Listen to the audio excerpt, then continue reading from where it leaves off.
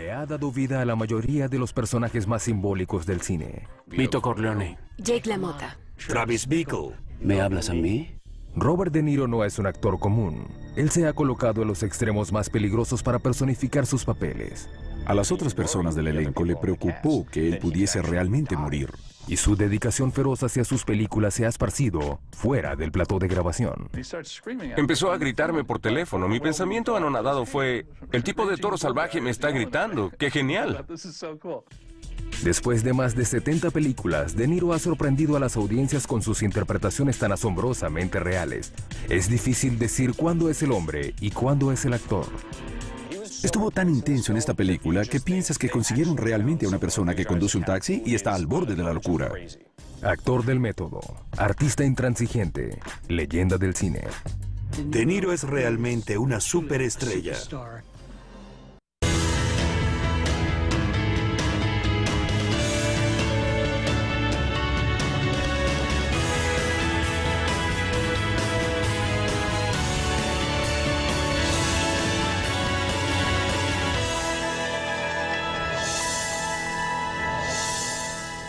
En 1969, el actor de 26 años Robert De Niro no solo había estado en algunas películas de bajo presupuesto, sino que el intenso actor del método se tomó muy en serio esos papeles.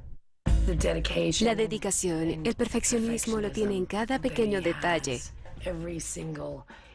Todo tiene que estar completamente perfecto. Cuando trabajó junto a la actriz Shelley Winters en la película de Roger Corman, Bloody Mama, De Niro mostró qué tan lejos llegaría por un papel. Para hacer una película pequeña y modesta, se la tomó con mucha seriedad. Él interpretaba a un adicto a las drogas, así que decidió perder peso y solo tomar agua. Perdió cerca de 13.6 kilogramos hasta el punto de que Roger Corman y las otras personas del elenco se preocuparon porque realmente pudiese morir. Preocupada por su salud, su coestrella y amiga Shelley Winters confrontó al fervoroso y joven actor. Shelley Winters estaba convencida de que él iba a morir. Y pienso que la famosa línea que le dijo, sabes, es un buen papel y una película es importante, pero no vale la pena morir por ella. Y De Niro le dijo algo como, por supuesto que sí. Para Robert De Niro, el arte exige un compromiso inquebrantable. Una lección que aprendió a muy temprana edad. Robert Mario De Niro hijo nació el 17 de agosto de 1943, hijo de Robert De Niro padre y Virginia Admiral en la ciudad de Nueva York. Robert De Niro creció en el corazón de la bohemia Greenwich Village en Nueva York en los 40 y 50. Greenwich Village era como esta especie de epicentro del jazz, el arte y la literatura, y fue como el ancla para gran parte de la cultura. Muchas veces estuvieron rodeados de Tennessee Williams, Jackson Pollock. Estas eran personas que de niño él había visto y probablemente sembraron en él la inquietud de vivir una vida de artista. Definitivamente, él fue estimulado por estas vidas. Él fue influenciado por su padre y su arte lo llevaba en las venas. Ciertamente, hasta el día de hoy sigue siendo una parte muy importante de su imagen. El trabajo de mi padre tenía cierto elemento romántico, muy emocional, ingenuo y sofisticado al mismo tiempo. Él tenía un estudio en Soho, ahora muy de moda, pero en aquel momento era como estar en Siberia, estar en Nueva York. Sus padres se separaron amigablemente cuando él tenía 2 años, así que veía a su padre casi regularmente, pero por periodos largos era solo él y su madre. Tenía un apartamento en la calle 14, fui a la casa de su madre, ella era una mujer generosa, muy dulce, era una mujer sencillamente agradable. Robert se quedó con su madre, pero Robert padre siguió ejerciendo una profunda influencia. De hecho, fue su padre quien introdujo a Bobby en la profesión que consumiría su vida adulta. Él lo llevaría al cine. Es ahí donde vería a Marlon Brando en la gran pantalla, Greta Garbo, gente que en cierta forma lo inspiraron. Cuando regresaba a casa después de haber visto las películas con su padre, le actuaba a su madre. Era algo, una actividad familiar agradable, alegre. Entonces un nuevo empleo de su madre le abriría un mundo nuevo a De Niro. Ella tenía que ganarse la vida e hizo trabajos, y creo que uno de esos fue afuera del plató imprimiendo y escribiendo cosas por el estilo. Uno de sus clientes fue la nueva escuela y como intercambió por el trabajo que hizo, su hijo podía tomar clases de actuación.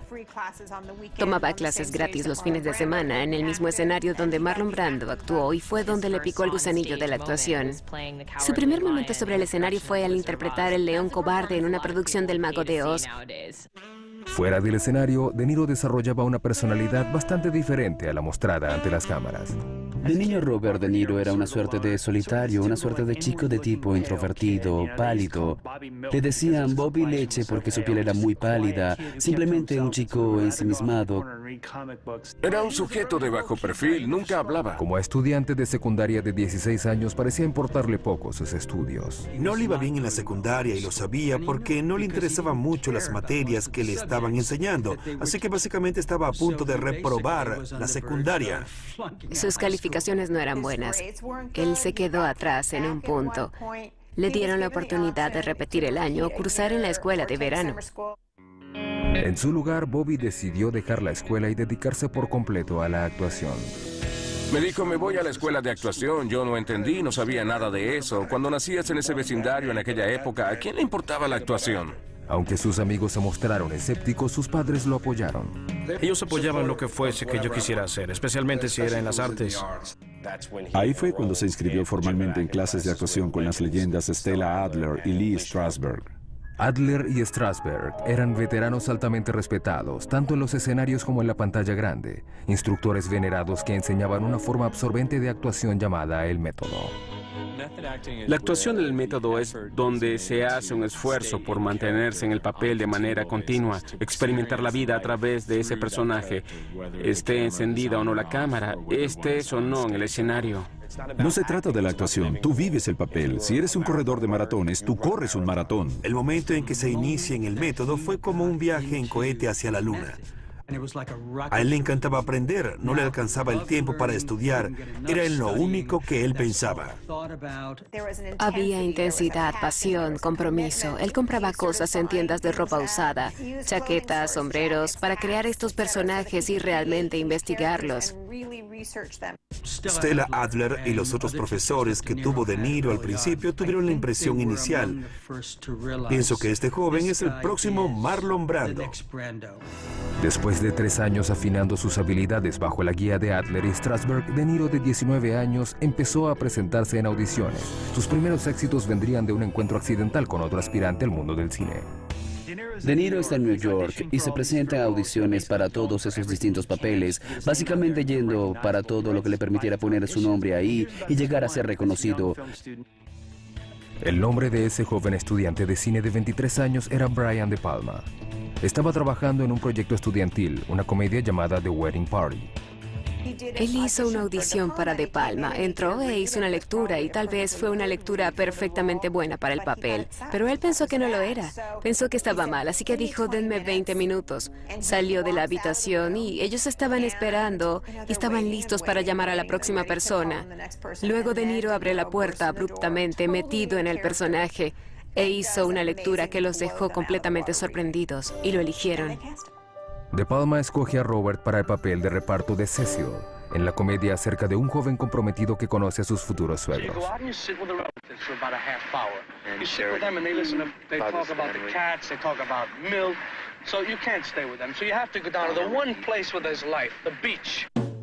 Esa película no pagó virtualmente nada. Fueron $50 por todo el rodaje. Él pensó que serían 50 a la semana. Pensó en ese momento que no iba a hacerse rico con esto. Estaba puliéndose, tratando de hacerse una vida como actor. Pudo no haber sido una gran oportunidad. Todavía para De Niro era un comienzo. A los 19 años podía llamarse a sí mismo un actor con trabajo. No pasó mucho tiempo para que le ofrecieran un papel en la película más grande de la década. Pero él lo rechazó. Nacido en una familia de bohemios en la ciudad de Nueva York, Robert De Niro dejó los estudios de bachillerato en busca de una vida como actor, pero ese papel al inicio de su carrera, en una película de poco presupuesto llamada The Wedding Party, no ayudó mucho a su carrera. Las cosas para De Niro no fueron tan fáciles como la gente piensa. Él no nació hecho superestrella, empezó sencillamente a actuar. Al principio, mucho trabajo duro. Él quería ser reconocido, se presentaba en las audiciones para todo lo que posiblemente pudiera hacer. En 1969, Robert, de 26 años, había aparecido en algunas películas oscuras, incluida una segunda colaboración con el director Brian De Palma, un drama casero llamado Greetings. Tampoco causó gran impacto, pero a un papel más importante le llegaría a cortesía de un antiguo compañero de clase. Uno de sus compañeros de estudio era amigo de la actriz Shirley Winters. Ese amigo de Shirley le dice, tienes que conocer a este chico De Niro. Shirley Winters era una ganadora de 2 Oscars y se hizo amiga de De Niro y de verdad fue una mentora inicial, quien lo apoyó al principio. Le gustaba ser madrina. Ella era de personalidad muy extravagante y extrovertida y pienso que le encantaba adoptar actores jóvenes e impulsarlos. Ella fue una de las personas que lo defendió desde el principio y sin toda esa protección no se hubiese encontrado en el lugar correcto en el momento adecuado para mostrar su talento y triunfar. En 1969, Winter se preparaba para trabajar con el director Roger Corman en la película Bloody Mama. Resultó que Corman todavía trabajaba para conseguir un actor para el papel pequeño, pero importante del hijo adicto a las drogas de Winter, Lloyd. Shirley Winters sugiere a De Niro para el papel de uno de sus hijos. Fue probado por Corman y obtuvo el papel. Pero luego de aceptar el papel, el actor, a quien se le conocía por su acercamiento calculado a los papeles y preparación intensiva, estuvo extrañamente desprevenido para una escena fundamental. Había una escena donde ellos estaban escapando. Él iba conduciendo el auto y Shirley Winters estaba disparando por la ventana. Roger Corman detiene la filmación y dice, el auto está moviéndose hacia todas partes. ¿Por qué está tan fuera de control? Él dijo, no sé cómo conducir. Yo nunca tuve licencia. Estrenada en 1970, Bloody Mama se convirtió en una película de culto. Pudo no haber sido un éxito comercial, pero los rumores sobre De Niro seguían creciendo. Actuó en muchas películas realmente malas y películas de bajo presupuesto, pero todo el mundo que lo conocía sabía que iba a triunfar. La pregunta era ¿cuándo? Su reputación en ascenso le abrió una nueva oportunidad. Una que tenía el potencial de transformar al poco conocido De Niro en una estrella. El libro de El Padrino era uno de los mejores vendidos. Todo el mundo se moría por saber cómo harían la película y quién haría a quién. Había una gran expectativa. El Padrino contaba la historia de un jefe de la mafia que envejecía y pasaba el reinado a su hijo. El director Francis Ford Coppola hizo audiciones a una amplia red para escoger el papel principal de Michael Corleone. Se hizo una convocatoria en el mundo del cine en Hollywood y quizá mucho más para cualquiera que pudiera potencialmente ser italiano. Como De Niro tenía experiencia en el cine, obtuvo una audición. Esta iba a ser obviamente la película, por eso era que iban a tener a Marlon Brando como protagonista. Y para los roles juveniles de Sonny y Michael, todos los actores jóvenes los querían. Al Pacino, Sylvester Stallone, suplicaron para que les dieran algún papel en la película. Stallone dijo que incluso si no le daban un papel, limpiaría todo al final. La noción era que cualquiera que obtuviera esos papeles serían las grandes estrellas de la actuación de los años 70. De Niro optó por el papel de Michael Corleone y también posiblemente Sonny Corleone. Él fue uno de los actores que Coppola estaba considerando. Eran Al Pacino, James Caan y Robert De Niro. El papel de Michael Corleone podía ser el catalizador que De Niro necesitaba para impulsar su carrera. Pero la audición no resultó así. Escogieron a Pacino como Michael, escogieron a James Caan como Sonny y De Niro fue como dejado por fuera. Después de haber invertido mucho tiempo y energía y sentía que tenía mucho con qué contribuir, pero no estaba en las cartas. Coppola sabía realmente en su mente que quería a Al Pacino y a James Caan en esos papeles. Entonces cuando vio a De Niro, estoy seguro que le gustó su audición, pero él ya tenía a su Michael y a su Sonny. Le ofrecieron a De Niro un pequeño papel en El Padrino, el papel de Poligato. Era un papel de reparto aún más pequeño, no era Michael el principal, no era ni siquiera alguno que estuviera convencido a hacerlo, así que lo rechazó para hacer esta película en su lugar, The Gun That Couldn't Shoot Straight. El papel protagónico de esa película, que al momento era de Pacino, quedó libre porque él haría El Padrino, lo que abrió la opción de un papel y De Niro lo tomó. Cuando The Gang That Couldn't Shoot Straight y El Padrino aparecieron en las salas de cine, parecía que la apuesta de De Niro era un fracaso. The Gun That Couldn't Shoot Straight fue una bomba y El Padrino fue un clásico. La película se convirtió en la más grande del año, indiscutiblemente la película más importante de la década, y fue allí donde De Niro dijo, bien, a lo mejor no debía haber dejado pasar esa. Puedo imaginar que De Niro probablemente estaba un poco decepcionado. Pensó que había cometido un error, pero para él, un tipo que realmente era un actor trabajador pensó, bueno, podría tomar un papel pequeño, podría tomar el papel principal, y uno no podría criticar esa decisión, pues la persona tenía que trabajar.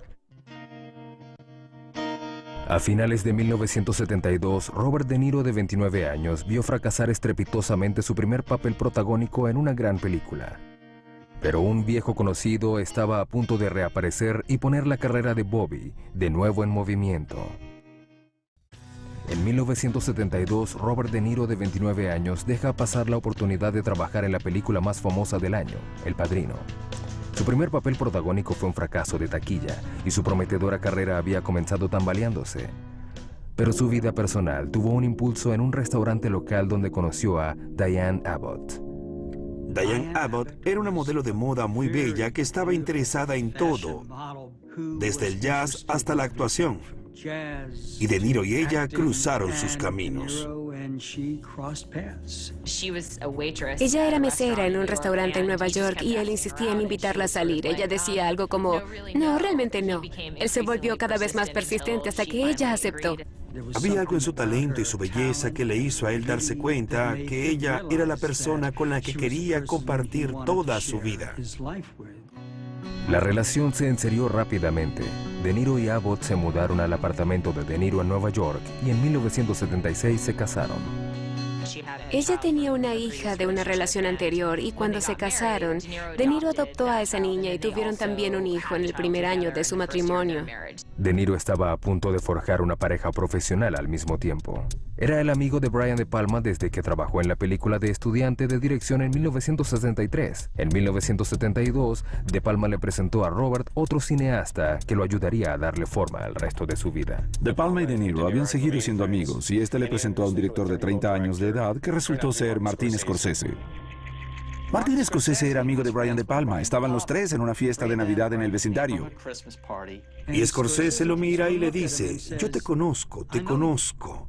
Y De Niro lo mira y dice, yo no te conozco. Y Scorsese le dice, ¿tú no andabas siempre por la calle Hester? Sí, tú eras el chico que llamaban Bobby Leche, con tu rostro pálido. Y De Niro le dice, ese era yo. Así empezaron hablando de la calle Hester, el Village, la pequeña Italia, y se hicieron muy, pero muy grandes amigos. En 1972, Martin Scorsese era un joven cineasta de Nueva York que había ganado cierto reconocimiento por su película independiente Card Bertha. Martin esperaba que su próxima película, Mean Streets, establecería su reputación como director en ascenso. Mean Streets se desarrolla alrededor de un bar en el Bajo Manhattan y es acerca de ese tipo de personajes quienes tienen relaciones entrelazadas. Se desarrolla en la pequeña Italia. Es acerca de un matón que trata de apoderarse de las calles. Ese tenía luz verde para hacer la película, estaba buscando actores y recuerda la energía de este chico De Niro y habla con él acerca de un papel y termina siendo Johnny Boy. Cuando De Niro, de 29 años, acepta el papel del volátil Johnny Boy, Scorsese no tenía idea de cuán intenso sería su joven descubrimiento. Hizo el papel del tipo rudo más loco y descontrolado de la pequeña Italia en esa película. Una de las cosas que la gente conoció en Mean Streets, especialmente la gente que trabajó con De Niro, fue qué tan del método era. Incluso cuando las cámaras no estaban rodando, él se mantenía dentro del personaje. Mucho de ese realismo se te presenta donde realmente de alguna forma te asustas con este personaje, y eso es lo que exactamente estaba tratando de traer a esta película. Para los aficionados del cine, la intensidad de Robert se transfiere a su actuación como ningún otro. Mean Streets es realmente uno de los grandes anuncios en la historia de Hollywood de que había llegado realmente un actor nuevo, poderoso y joven. En la primera aparición de De Niro como Johnny Boy, pone una bomba en un buzón de correo y luego va andando con dejadez por la calle y luego explota la bomba. Podemos decir que él debe haber hecho esto por diversión, lo cual es una cosa completamente psicótica. Él te demuestra en un par de segundos que este sujeto puede ser un psicópata completo. Está también lleno de esos demonios. Seleccionada para cerrar el Festival de Cine de Nueva York en 1973, se presentó y fue muy alabada. En la taquilla no le fue muy bien, pero a De Niro le abrió nuevas puertas, incluida una segunda oportunidad que había perdido años atrás. Una de las mejores cosas que le pasaron a De Niro fue también terrible en otro sentido. Él había hecho una audición en el primer Padrino y terminó haciendo otra película. Coppola estaba buscando al joven Vito para El Padrino 2. Estoy seguro que se acordó de De Niro y en ese momento lo había visto en Mean Streets y sabía que ese era el tipo correcto para ese papel. Él dijo, puede usarlo para las escenas en retrospectiva para que hiciera el papel del joven Marlon Brando, y fue una grandiosa combinación, funcionó muy bien. Le permitió a De Niro tener un papel más significativo al que hubiese tenido si hubiera aceptado hacer el del primer Padrino. Fue una gran oportunidad, y con Coppola en aquel momento, sí, absolutamente fue grandioso para mí. Esta vez, el método llevó a De Niro a otro lado del mundo para preparar su personaje. Muchos de sus diálogos eran en siciliano. Se fue a Sicilia y aprendió los dialectos y se los trajo de vuelta. Estrenada el 20 de diciembre de 1974, El Padrino Parte 2 fue inmediatamente un éxito comercial y de crítica. Sí, Mean Streets puso a Robert De Niro en el mapa. El Padrino Parte 2 lo convirtió en el mapa. Eso fue lo que lo convirtió realmente en una estrella de cine como actor de carácter. Mejor aún, El Padrino Parte 2 le dio a De Niro, de 31 años, una nominación a los premios de la Academia como Mejor Actor de Reparto. Después de 11 películas, había logrado un avance comercial y de crítica, pero la noche de la ceremonia de los Oscar, De Niro ni se presentó, competía contra Fred Astaire. Pensó que no había posibilidad de derrotar a ese hombre, el favorito sentimental. Competía contra Lee Strasberg, su maestro de actuación, y Fred Astaire, que estaba nominado por Infierno en la Torre. Él estaba muy seguro de que no iba a tener ni una oportunidad. pero Bobby estaba ahí para dar una sorpresa en la noche de los Oscar. Él ganó. Él no estaba ahí para el triunfo más grande de su vida y Francis Ford Coppola tuvo que subir al escenario a aceptarlo por él. Robert De Niro finalmente se había hecho un nombre como actor de gran profundidad e intensidad. Pero en su búsqueda por realismo, De Niro sometería a su cuerpo a nuevos límites y asustaría a sus coestrellas. En 1975, Robert De Niro había superado todas las expectativas. El trabajo del actor de 31 años en El Padrino Parte 2 le había dado un Oscar. Entonces, ¿por qué el joven actor más cotizado de Estados Unidos tenía que conseguir un segundo empleo? Trata de imaginar a mediados de los años 70, estás en Nueva York, detienes un taxi, te subes en el taxi, en el asiento del conductor del taxi está el actor ganador del Oscar, Robert De Niro. Es una historia genial de Nueva York porque un actor llama a un taxi, se sube y está De Niro conduciendo su taxi, y el sujeto queda perplejo. Sabes, era como, oh Rob, vi tu última película, no resultó tan buena. De Niro le dice que está investigando para un papel y que es el típico sujeto al estilo de Nueva York, le dice, sí, claro. Le da una propina sin creerle por un segundo que el tipo está investigando para un papel. Realmente piensa que él tocó fondo. El papel que había obtenido De Niro era Travis Bickle, en la película de Scorsese, El Taxista. Para su segunda colaboración con este director, el actor consumado del método se sumergió en el personaje. De hecho, obtuvo una licencia de taxista y cumplía turnos tras el volante. Se trata de un taxista que básicamente vive en su propio mundo, en su cabeza. Es un veterano de guerra. Él se va perturbando y se convierte en un hombre obsesionado con matar a un candidato político. Y también se obsesiona con una joven prostituta interpretada por la adolescente Jodie Foster. Taxi Driver estaba inspirada en la historia real de Arthur Bremer, quien había intentado matar al candidato presidencial George Wallace en 1972. De Niro hizo lo que pudo para ahondar sobre la peligrosa mente del sociópata. El guionista Paul Schrader les leía en voz alta los diarios a Arthur Bremer, con la finalidad de introducirlos en la mente de alguien que tiene esta especie de alteración. De Niro se sentaría y oiría esto que leyó en voz alta y lo absorbería. Estuvo tan intenso en esta película que hay partes en las que piensas, este no es un tipo actuando. Ellos realmente consiguieron a alguien en la ciudad de Nueva York que realmente conduce un taxi y está al límite de la locura. Incluso en el plató, el compromiso de De Niro con su papel era inquietante para algunas de sus coestrellas. Sybil Shepherd ha contado que cuando estaban haciendo Taxi Driver, él vino en un tipo de aplanadora. Ella pensaba que él tenía una presencia despótica, incluso cuando estaban esperando para empezar sus escenas. Ella no podía estar en la misma habitación. Ella tenía que apartarse, estar muy lejos. Cuando El taxista fue estrenada en el Festival de Cannes en 1976, fue galardonada con el premio más importante, la Palma de Oro. También le dio a De Niro su segunda nominación al Oscar. Pero la mayoría de los espectadores recuerdan El taxista por 4 palabras que ni siquiera estaban en el guión. ¿Me hablas a mí? ¿Me hablas a mí? ¿Me hablas a mí?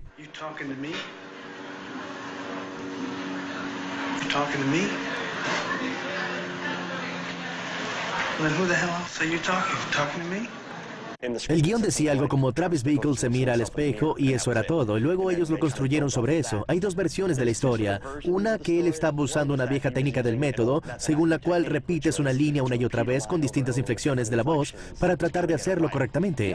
La otra historia es que Martin Scorsese estaba grabando el sonido para la escena. Tenía el micrófono y los audífonos y había mucho ruido atrás y pensó que no estaba grabando el diálogo e hizo que De Niro lo repitiera hasta estar seguro. Su intención era cortar entre líneas, pero cuando realmente lo vio todo, pensó, esto realmente funciona. El taxista selló la relación creativa y personal entre Robert De Niro y Martin Scorsese. Había una conexión entre Scorsese y De Niro que es tan grandiosa como cualquier asociación en el cine. Buenos amigos, era como un matrimonio hecho en el cielo.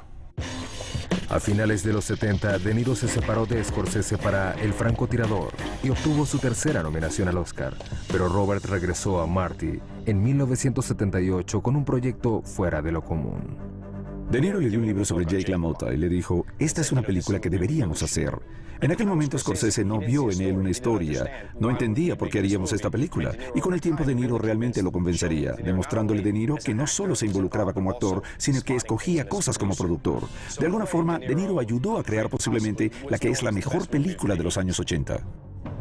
Toro Salvaje es una historia acerca de Jake LaMotta, un boxeador premiado en los años 40 y 50. Es la historia de la caída de un hombre, de su propia locura dentro de su cabeza. Después de los cambios perturbadores de De Niro en El taxista, sus nuevas coestrellas estaban inquietas. Yo había visto El taxista, pensé que él estaba loco. Pensaba, oh Dios mío, me asusta. Cuando obtuve el papel, siempre me dio la sensación de seguridad. Una sensación de confianza, siempre se aseguró de que yo estuviera bien. Pero esa sensación de seguridad fue puesta a prueba cuando las cámaras empezaron a rodar en 1979. Estaba haciendo una escena con él y empezó a hablarme. Se volteó y debí haberlo sabido cuando vi caer su hombro. No le puse atención porque estaba entrenada a mantenerme en el personaje todo el tiempo. Me golpeó tan fuerte que creo que mi cabeza pegó contra la pared. Yo no estaba esperando eso. You hear what I said? You don't ever have any disrespect for me. You hear what I said? You hear what I said? Yeah. All right, go in there. Te recuperas de pronto. Si estabas distraída, te recuperas de pronto. Pero después me dijo, ¿estás bien? ¿Todo bien? Yo jamás olvidaré la mirada de sus ojos. El miedo que sentí en ese momento. No sabía quién era este hombre. Era Jake LaMotta y yo no sabía de qué era capaz ese hombre. Esta vez el actor del método llegó a nuevos extremos cuando puso a prueba los límites de su propio cuerpo. En las escenas de boxeo de Toro Salvaje ves la sangre, el sudor, cosas volando, golpes cayendo. Él se entrenó físicamente para hacer este papel. Él tenía la mente de un boxeador, estaba en perfecta forma. Hicimos las escenas de peleas primero, y si te ibas en el auto con él a casa, él se bajaba a mitad de camino y corría el resto. Era muy dedicado. En cuanto su personaje iba decayendo, De Niro fue pasando por una transformación igualmente sorprendente. Aumentó 13 kilogramos para interpretar al viejo y gordo Jake LaMotta. Dejaron de filmar Toro Salvaje para que De Niro pudiera ganar todo este peso. Se estaba enfermando literalmente por la comida.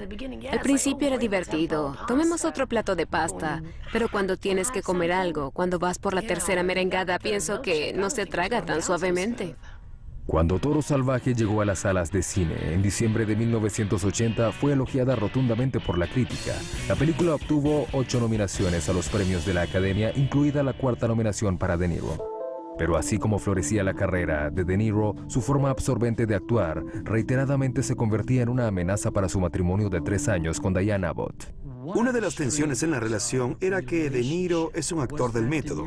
Si un actor del método está interpretando a alguien como Jack LaMotta, él se convierte en Jack LaMotta 3 o 4 semanas antes de que inicie el rodaje.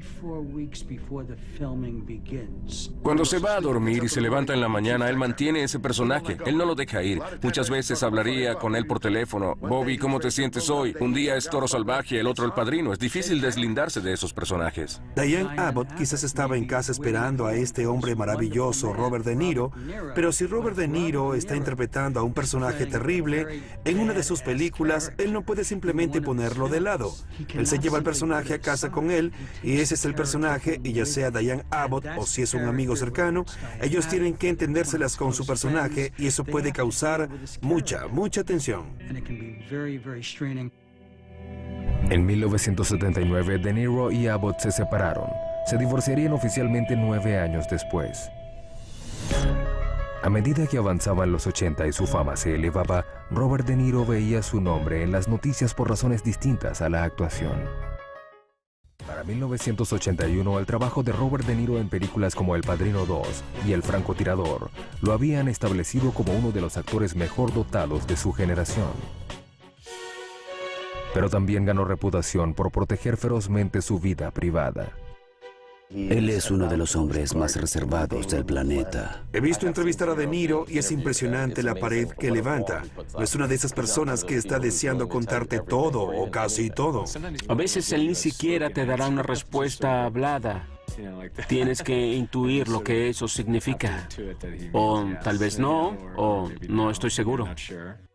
No puedo imaginar si es que él no puede articular su proceso o si es que no quiere, porque no quiere tumbar esas paredes de misterio y convertirse en una figura pública de la que todo el mundo sabe todo. Ha sido etiquetado como un actor introvertido, pero es tan normal como cualquiera. A lo mejor no tiene nada que decirte. A veces yo tampoco hablo. Sencillamente no tengo nada que decirte y eso lo aprendí de él. Pero la atención de los medios estaba a punto de brillar intensamente sobre el reservado actor.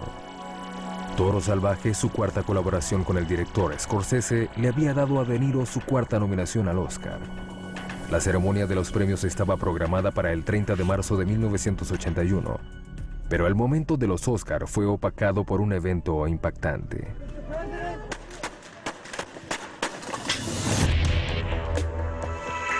A las afueras del Hotel Hilton en Washington, al presidente Ronald Reagan le disparó un hombre solitario de 25 años, perturbado mentalmente, llamado John Hinckley. Se supone que la ceremonia de los premios de la Academia se realizaría ese día, pero la pospusieron porque al presidente Reagan le habían disparado. La ceremonia fue reprogramada para el día siguiente. Mientras De Niro viajaba para el Dorothy Chandler Pavilion de Los Ángeles, él no tenía ni idea de que su invitación al Oscar y el titular más grande estaban a punto de encontrarse. De Niro se presenta a la ceremonia de los premios de la Academia y no se da cuenta de que el conductor del auto y los hombres que tiene alrededor son del FBI. John Hinckley, hijo, era un tipo que parecía estar influenciado por Hollywood y las películas de Hollywood y realmente sintió empatía con el personaje de De Niro, Travis Bickle, el taxista. Había una especie de paralelo extraño y escalofriante con el taxista, donde De Niro estaba leyendo los diarios de Arthur Bremen, que había intentado asesinar políticos, y la película terminó como inspirando a otro asesino de políticos llamado John Hinckley, hijo. John Hinckley, quien resultó ser uno de los fanáticos más grandes de la película, la había visto varias veces y se obsesionó con Jodie Foster, y posiblemente inspirado por la violencia de la película, decide que le dispararía al presidente. Esa sería su forma para demostrarle su amor verdadero por Jodie Foster. Pero esa noche De Niro no se había dado cuenta de la conexión entre el taxista y Hinckley. Justo después de que se paró en el podio al recibir su Oscar por Toro Salvaje, alguien le dijo: «Oye, ¿qué piensas de Hinckley, que fue inspirado por el taxista para asesinar a Reagan?» Y él trató de responder la pregunta. Sencillamente dejó caer el micrófono y se fue. Pero no sería la última vez que De Niro se encontraría, sin desearlo, siendo sujeto de atención de la prensa. En 1982, su vida personal fue noticia luego de una tragedia de Hollywood. Robert De Niro y James Belushi eran amigos porque hubo un momento en su carrera que estaba grabando entre Nueva York y Los Ángeles y tuvo su residencia temporal en el Chateau Marmont. Cuando estuvo viviendo ahí, veía a Belushi todo el tiempo y solían salir. Nació la amistad porque eran dos grandes talentos del cine en ese momento. Uno de los más grandes actores serios del método y el otro el más grande actor cómico. Y su amistad era de respeto mutuo. En las primeras horas de la mañana del 5 de marzo de 1982, De Niro vio a Belushi en un club nocturno de Los Ángeles. Se pusieron de acuerdo para encontrarse más tarde en el Chateau Marmont, pero cuando De Niro llegó a la habitación de Belushi, tuvo una desagradable sorpresa. Estaba ahí esta mujer, Katy Smith. De Niro no quería estar cerca de ella. Él la conocía como una persona que mantenía amistades oscuras y no quería ser parte de eso, así que cuando vio que John Belushi andaba con Katy, se fue. De Niro trató más tarde de encontrar dónde estaba John y nunca le contestaron sus llamadas. Más tarde ese día, De Niro y el resto del mundo se enterarían de la noticia. El amigo de Robert, John Belushi, había muerto. Tuvo una sobredosis de drogas y falleció. Creo que solo tenía 33 años. Pero no solo fue una pérdida personal, también arrastró a De Niro a uno de los escándalos más sórdidos de la década. Katy Smith, después de la muerte de John Belushi, salió y se fue para Canadá. Ella fue extraditada por las autoridades de Estados Unidos, quienes la trajeron de regreso. Katy Smith ofreció una entrevista al National Enquirer. Ella fue citada diciendo que De Niro visitó a Belushi en las primeras horas de la mañana del día en que murió Belushi. La policía quiso hablar con De Niro, pero estaba en Italia filmando una película, así que lo que hizo fue dar su testimonio al gran jurado a través de una llamada.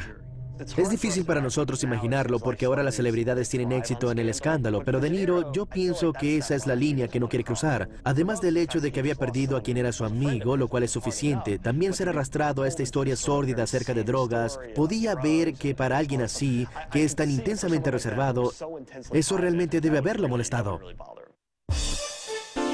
La atención pública no deseada no detuvo la carrera de De Niro. Durante el final de los años 80 y comienzos de los 90 obtuvo una nominación al premio de la Academia por Despertares y Cabo de Miedo. Pero cuando su carrera empezaba a decaer, De Niro tuvo que tomar el papel más inesperado de su vida. Robert De Niro había pasado 30 años dándole vida a algunos de los personajes más simbólicos en la historia del cine, pero se había escudado del ojo público hasta que los medios invadieron su vida privada en los 80. En 1988, después de 9 años de separación, finalizó su divorcio con Diane Abbott y empezó a salir con la modelo Doris Tukey Smith. Tukey Smith era la hermana de una diseñadora llamada Will Smith. Ella era también modelo que luego se convirtió en una especie de catadora, dueña de restaurante. Tenía una personalidad fabulosa, era extrovertida y realmente una de las leyendas reales de Nueva York. Aun cuando la pareja nunca se casó, se mantuvieron juntos por 10 años y se convirtieron en padres de gemelos en 1995. Pero en 1997 otra mujer había capturado la atención del actor. De Niro conoció a Grace Hightower cuando era la gerente de un elegante restaurante de la parte alta del lado oeste. Ella tuvo que informarle que había perdido su reservación y pienso que no se molestó con ella porque un año más tarde se la tropezó e hicieron una buena amistad. La pareja se casó el 17 de junio de 1997. Un año más tarde se convertirían en padres de un varón llamado Aaron. Mientras su vida personal se hacía sorprendentemente más complicada, a sus 50 años la carrera deslumbrante de De Niro parecía estar decayendo. En 1970, Robert De Niro estaba encendido. Casi cada una de las películas que hacía era cercana a una obra maestra. Luego en los 90 su carrera da la vuelta. Estaba trabajando mucho, pero no estaba tomando las decisiones simbólicas que solía hacer. Él todavía tuvo algunos papeles muy memorables. Cabo del Miedo y por supuesto Heat con Al Pacino. Pero realmente tenía que interpretar el monstruo de Frankenstein y el fanático. Desde la perspectiva de la crítica, mucha gente sintió que había perdido su toque. Él hubiese desaparecido y pienso que tomó una decisión muy ajustada. No quiero desaparecer. No quiero ser Robert De Niro, la leyenda de las películas de los 70. Yo quiero ser alguien que esté realmente participando en las películas que hacen ahora. En 1999, De Niro obtiene la posibilidad de actualizar su imagen de una forma sorprendente. Analízame fue una comedia protagonizada por Billy Crystal y dirigida por el veterano del cine cómico Harold Ramis. Analízame es la historia del jefe de la mafia que empieza a sufrir de ataques de ansiedad y se da cuenta que tiene que visitar a un psiquiatra. Le dieron el guión. Billy va a ser el psiquiatra y dije, ¿quién va a ser el jefe de la mafia? Mi agente dice que tal Robert De Niro y dije, sí, eso sería grandioso. Pero De Niro, en un papel cómico, el consumado actor dramático necesitaba ser persuadido antes de aceptar el papel. Yo realmente fui parte de los que lo presionaron para que hiciera la primera película. Créeme, confía en mí, y ese tipo de cosas. Y verás qué grandioso es esto. La gente te quiere ver haciendo cosas como esa. Tienes que arriesgarte un poco. Finalmente aceptó hacer el papel del neurótico jefe de la mafia, Paul Vitti. Pero cuando las cámaras empezaron a rodar, Harold Ramis descubrió que dirigir a un perfeccionista como De Niro puede ser exigente. Vino una joven actriz que a todo el mundo le gustó, pero pensé que realmente no estaba bien. Recibí una llamada de Bob y dijo, pienso que debes contratar a esa niña. Y dije, no lo sé, no me parece que sea la indicada. Me dijo, bueno, estás equivocado, y empezó a gritarme. Mi pensamiento fue, oye, el tipo de Toro Salvaje está gritándome. Eso es genial. A la mañana siguiente en el plató se me acercó y me rodeó con sus brazos y me dijo, no te pongas emocional. Está bien, estoy bien. Esa fue la última vez que levantó la voz en mi presencia, pero él era tan apasionado acerca de eso y en cierta forma estaba completamente involucrado con cada simple detalle de lo que estaba pasando. La tensión de trabajar alrededor de Robert De Niro puede ser extrema, no porque sea temperamental o difícil, sino porque es bueno y toma todo muy en serio y tú quieres estar a su nivel. A veces tú ni siquiera estás dirigiéndolo, estás simplemente parado asegurándote de que todos estén tranquilos mientras él trabaja. A veces yo decía, corte, pienso que lo tenemos, estuvo grandioso, Bob, y él me decía, no, pienso que necesitamos otra. Cuando se estrenó Analízame el 5 de marzo de 1999, la apuesta de comedia de De Niro resultó. La película fue un éxito de taquilla. Recaudó más de $176 millones a nivel mundial, convirtiéndose en la película más lucrativa de su carrera. Mejor aún, revitalizó su imagen. Analízame fue un gran éxito. La gente vio a De Niro de una forma distinta y dicen, espera, este tipo puede ser grandioso. You don't hear the word no very often, do you? I hear it all the time, only it's more like, no, please, no, no. Después de Analízame y Analiza Eso, hizo Meet the Parents y la secuela Meet the Fockers, las cuales fueron también grandes éxitos de comedia para él. Meet the Fockers obtuvo ganancias de $500 millones en ventas de taquilla en el 2004, un nuevo récord para De Niro. Personalmente se llevó a casa un cheque de pago de $20 millones y la película selló su reputación como comediante. Él abordó un personaje cómico, pero lo hizo de una forma que todavía llenó de diversión su imagen. Lo interpretó por las risas. Fue una forma grandiosa de hacer la transición de un actor serio a un actor cómico. Ahora es grandioso cuando la gente dice, Robert De Niro, el grandioso e intenso actor de nuestros tiempos, y la gente dice el tipo de Meet the Parents. Pero para De Niro, el final de la década de los 90 no fue solo un momento para expandir sus horizontes artísticos.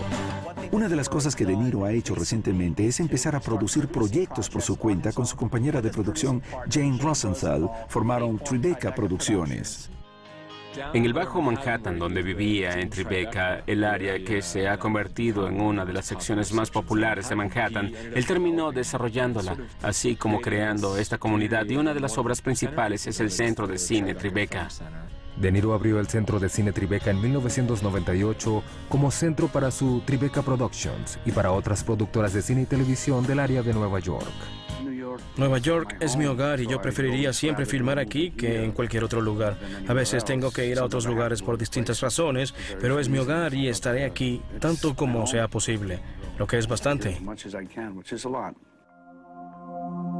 En el 2001, cuando los ataques del 11 de septiembre al Centro Mundial de Comercio ocurrieron justo afuera de las puertas de su Tribeca, De Niro dejó al lado los negocios. Justo después del 11 de septiembre consiguió un barco de crucero para estacionarlo justo en el Bajo Manhattan, y él y algunos de sus otros amigos, quienes tenían restaurantes en el Bajo Manhattan, alimentaron a las tropas que estaban limpiando y que se metían a través de las ruinas. Él se convirtió en una de las caras del esfuerzo para reconstruir esta parte de Nueva York.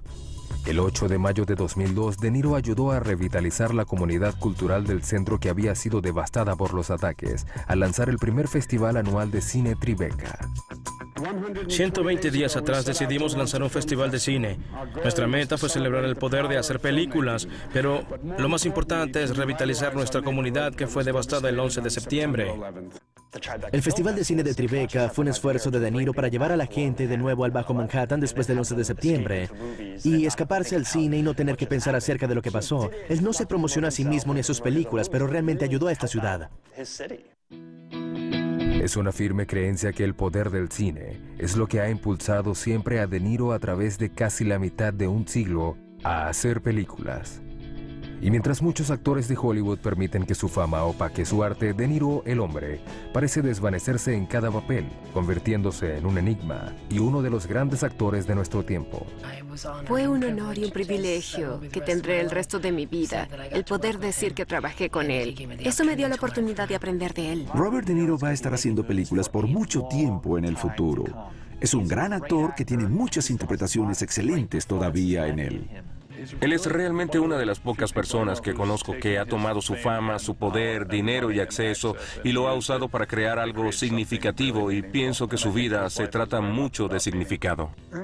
A Ernest Hemingway le pidieron que se explicara y Hemingway señaló una de las líneas de sus libros y dijo: léanlos. Hay más de mí en ellos que lo que hay aquí. Pienso que De Niro tal vez diría eso acerca de sus películas, que ellas hablan por sí mismas.